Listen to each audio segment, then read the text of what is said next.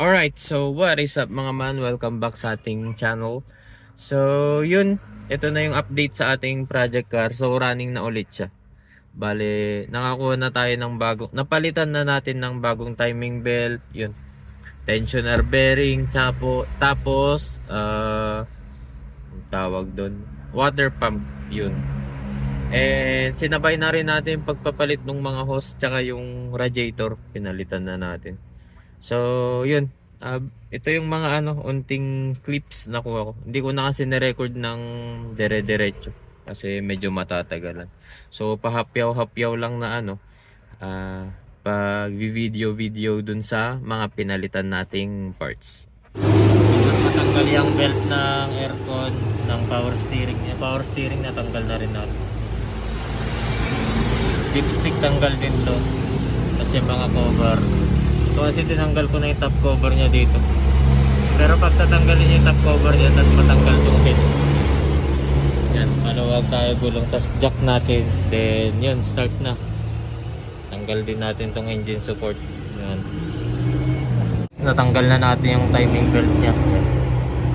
So yung water pump, babalik na lang natin. Binilahan na rin pala natin ng bago. Tapos yung tensioner bearing niya ayos naman. So ito yung natanggal natin na water pump. Grabe. Ito na, nakakuha na tayong bago. Replacement. Tapos timing belt din, kumuha na tayo ng bago rin. Gates na brand. Wala kasing urig na Honda.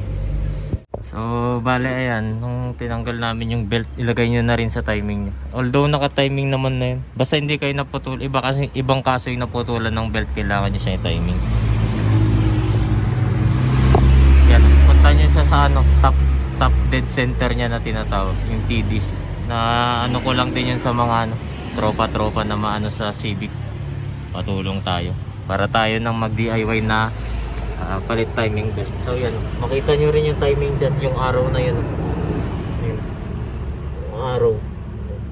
Yun yung guide nya. Yan. Parang hindi lang yan tapat, pero tapat yan. Sa anggulo lang ng camera natin. Tapat yan. Sa baba, yan yung timing mark nya. Tapos sa taas, ito makikita nyo may up na nakalagay. Tapos may linya dyan, may linya rin dyan. Tapos may arrow dun sa baba. Ayun. Yun. So dapat daw to in between ng lip ng cylinder head. Yan, yung kabilaan. Kapag naputulan lang kayo ng belt, ito kasi naka-timing na siya. Talagang tinapat ko lang dyan bago tanggalin yung timing belt. So yun.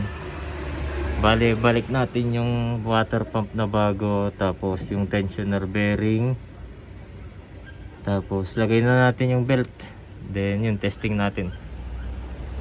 So sa tornilyo nya pala, pag napansin ko lang, itong part na to, yan yung pinaka maikli, yan yung naiibang size, mas maikli to, unlike itong 1, 2, tapos yung sa taas magkakaparehas siya ng size. Ito lang maikli. So yun, tignan nyo lang yun kapag papalit din kayo. Napansin ko lang kanina kasi napagbalik-baliktad ko, yung nalagay ko dito yung mahaba, hindi siya pumapasok ng todo. So dito pala yung pinakamaikling tornilyo, yun. Tapos lagay natin yung tensioner bearing na lang, tapos yun, lagay na natin timing belt. So ito naman yung bago nating tensioner bearing. So yan yung plain ng luma, yan, dire-diretso na. Unlike itong bago, starter. Yan. Tumitigil ka. So paano yan kapag nalagay nyo yung tensioner bearing, nakita nyo yan. Ayan, saan na ba yan? Yan. Yung isang kawit nyo. Dito yun papunta.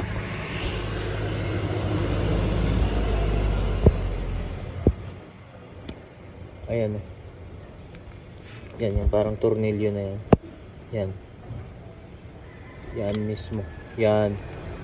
Yan nakasabit yung nito, katuloy niyan. Yung sa lagayan ng spring yan. So ikabit nyo muna dyan kasi magpi-play yung tensioner nyo. Magpi-play yan. Pag nilagyan nyo na yung spring dyan, dito yung ikakabit. So magtataas baba para makontrol nyo yung tension ng timing belt. Yan. Yan na mga man. Malapit na. tayong nakuhang bagong spring, so binalik na lang natin yung dati. Yan.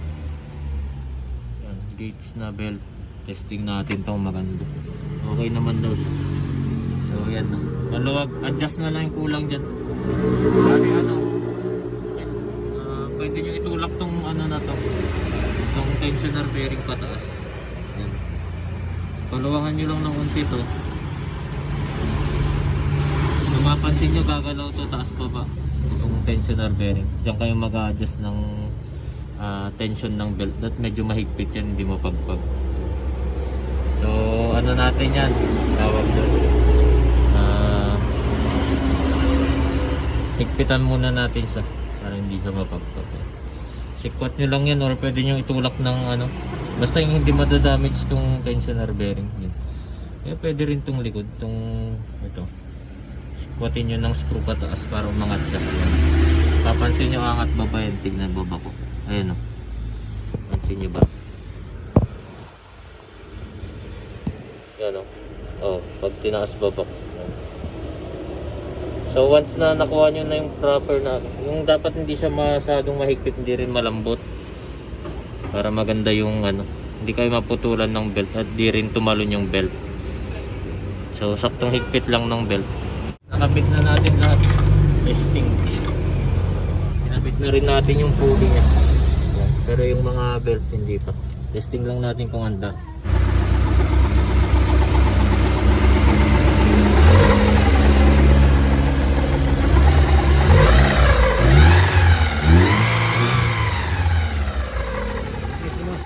Alright, so kung mapansin nyo mga man, may kakaibang huni dito once na nire-rev natin yung engine.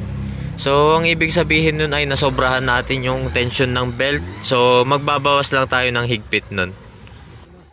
So yun mga man, nakuha na natin yung tamang tension ng ating belt. Wala na yung maingay na kumukuha kanina. Alright, so bali naman, papalit na tayo ng radiator.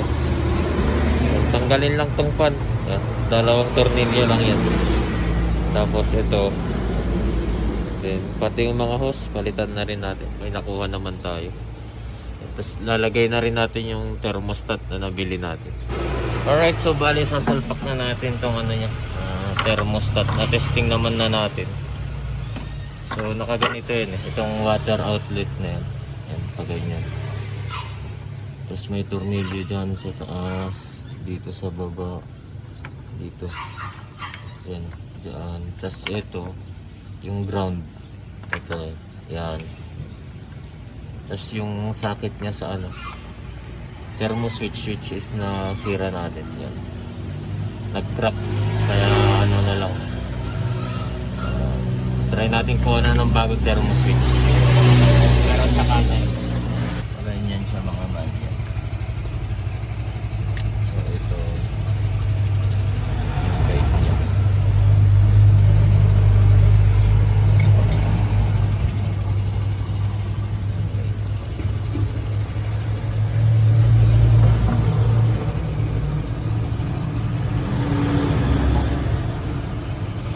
Magigit.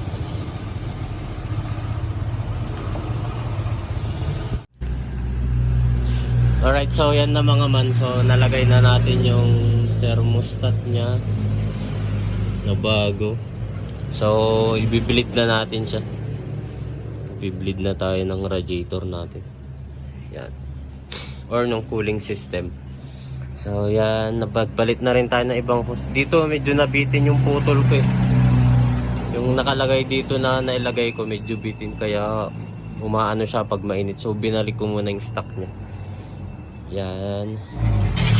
Bibleed tayo. Kailangan lang natin nito para ano, matanggal yung mga air pocket sa loob. Para hindi tayo dagdag ng coolant. So mas maganda yung may ganito. Meron talaga yung nabibili siya yung may lock na rin dito, kaso ang mahal. So ito lang tayo, DIY. Yan.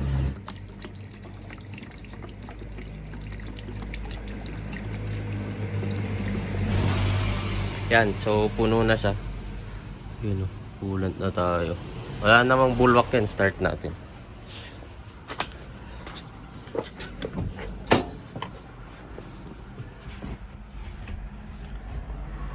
Saan na ba yun? Dito ba siya dyan? siya. Ayun siya. Yun. Kasi kung may bulwark din yan, isang sign yun ng head gasket. Yun, diba?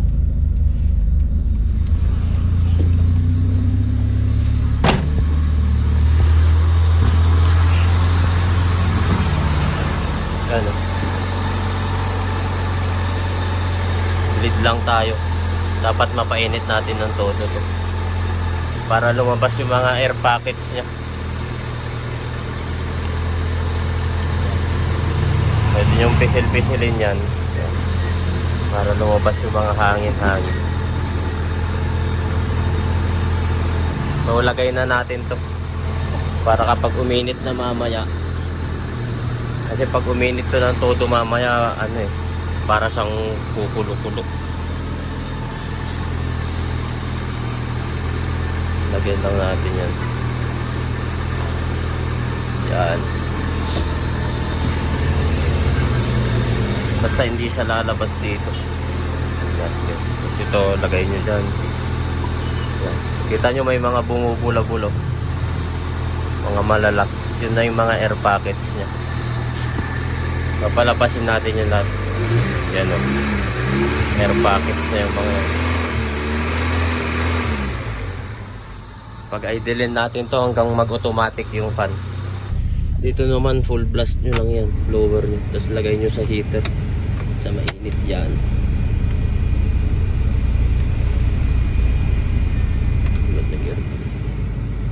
Yan.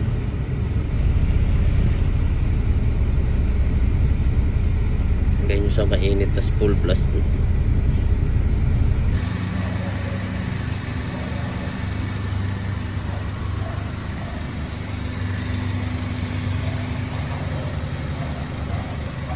Na 80. Yun na, automatic na. Ikot na yung pan natin. Yan.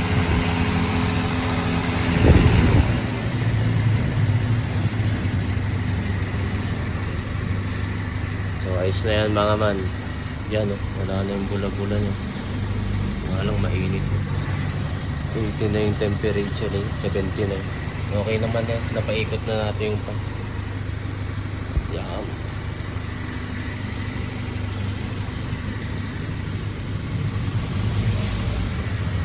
Time pa natin ulit mag-automatic.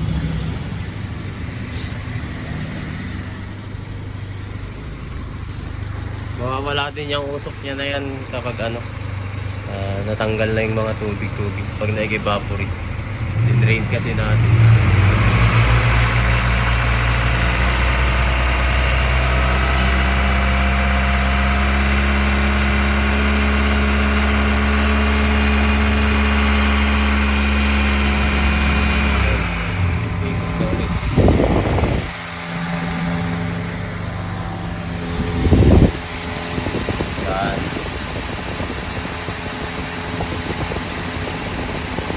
Lagyan nyo lang tong ano, reserve. Yan. Saktong ano lang. Saktong ano, hanggang sa maximum may nakalagay naman yun. Hanggang dyan. Huwag yung punuin ng todo. Para pag nagbukas tong rod cap natin dyan ay pupunta. Hindi siya aapaw. Alright. Ayos na to. Makakapag test drive na tayo mamaya. Ito pala yung kung bakit ako nag-check engine.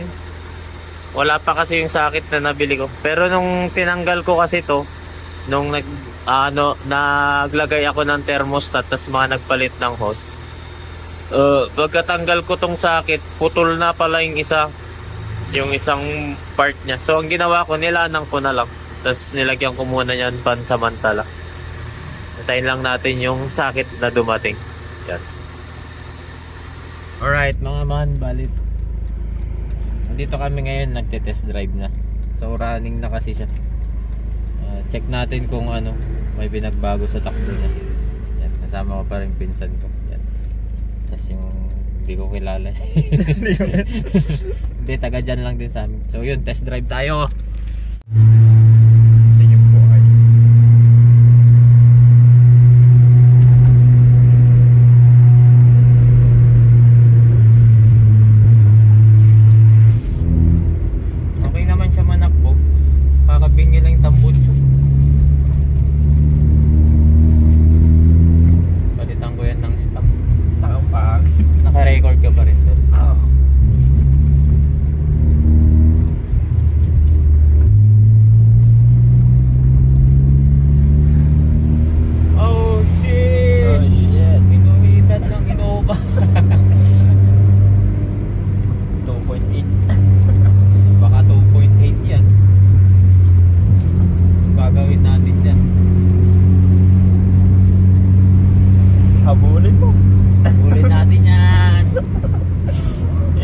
lakas.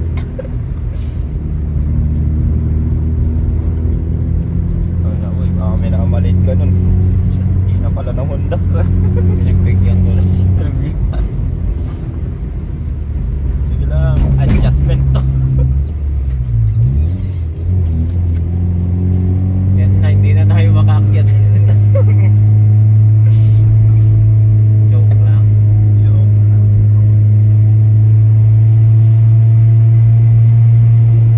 Sarap sa ears. Sarap sa ears.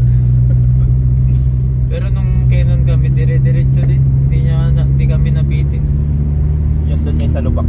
Alam mo yung, hindi. Oo, pumunta ako sa tulay nun. Ah. Kasi grabing lubak ng batas. Pero ngayon, ayos na daw.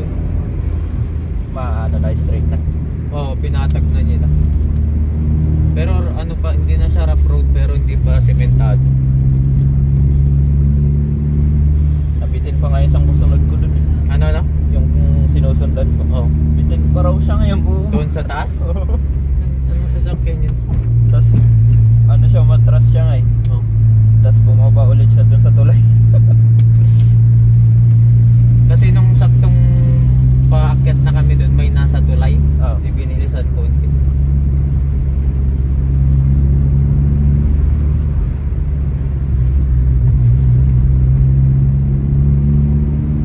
Ayos din.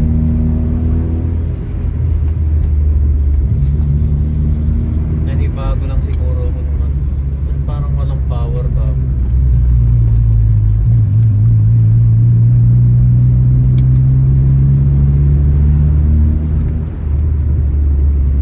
Nakakalito lang yung windshield mo, no? Oo nga eh. Ayos na windshield yan. Para kung may astigmatism. Gusto mo dyan? Ayun. Sige. Yun na yun. Bitek!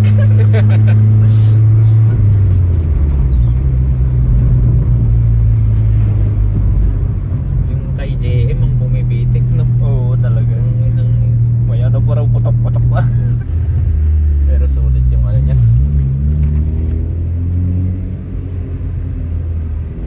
Talagang bumabali ng leg.